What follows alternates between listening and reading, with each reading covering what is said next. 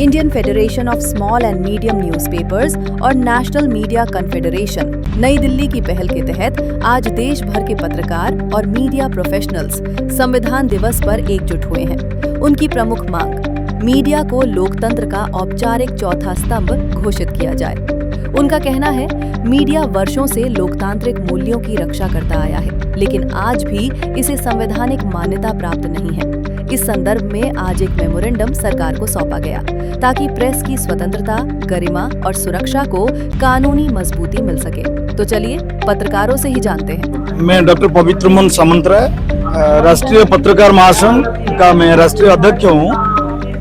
आज संविधान दिवस है और संविधान दिवस अवसर पर हम लोग मीडिया को चौथा स्तंभ का जो मान्यता दावी हमेशा हम लोग करते आ रहे हैं।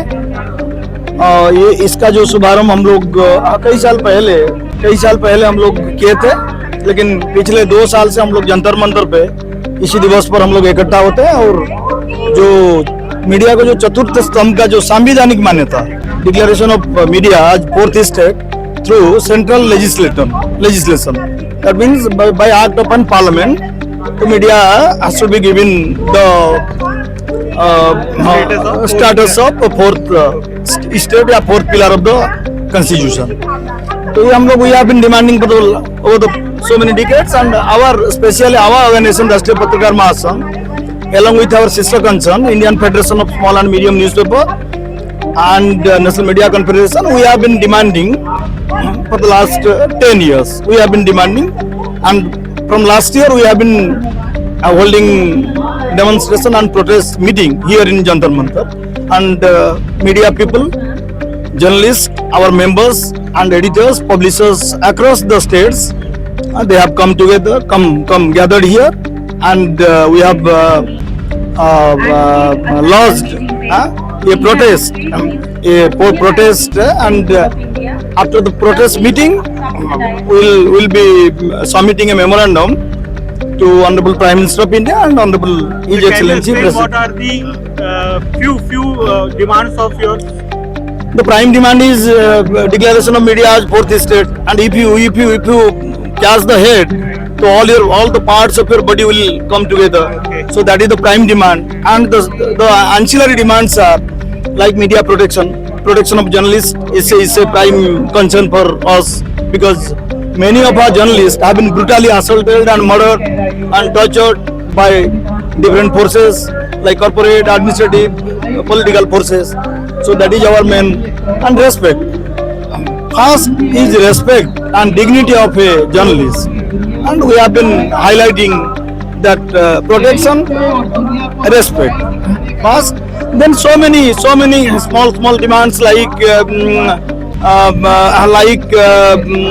issues of railway concession, 50% concession to journalists, toll pass, and small and medium newspaper, they are facing lot of problems. They have not been given advertisement by Central Bureau of Communication. So we have been demanding that, and in case of accidental death of a journalist, no government support, and we have been highlighting that also. So many demands. But if we bring a legislation declaring media as a 4th state, like other 3 of the democracy, 3 pillars of the democracy, then the problem will be automatically solved from the root. Just water the root, enjoy the fruit. If you pouring water on the root, then all the branches, fruit, stems, leaves will be glorified, flourished.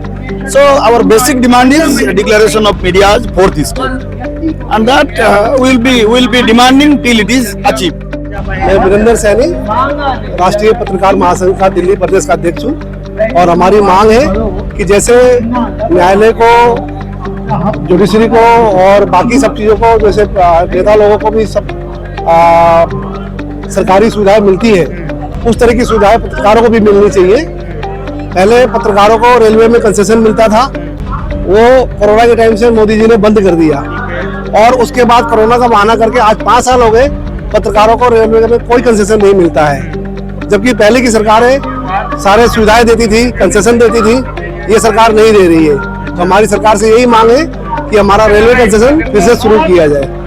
किस आधार पे आप ये मांग रहे हैं, और सरकार ने जब बंद किया था तो उन्होंने क्या आर्गुमेंट दिया था बंद करने के लिए? सरकार ने कोरोना का बहाना लगा के इसको बंद किया था कि कोरोना टाइम में सारे जो भी सुविधाएं वो बंद की जा रही है, लेकिन हमारे को सुविधाएं ये पिछली सरकारों से मिलती आ रही है। अच्छा, जब पिछली सरकारों से सुविधाएं मिलती आ रही है तो इसको बंद करके क्या मतलब बनता है? ठीक है। क्या क्या सुविधाएं थी, अगर आप 2-3 सुविधाएं बता पाए दर्शकों को? जैसे हमारे को मेडिकल फैसिलिटी है, अच्छा, बसों का है।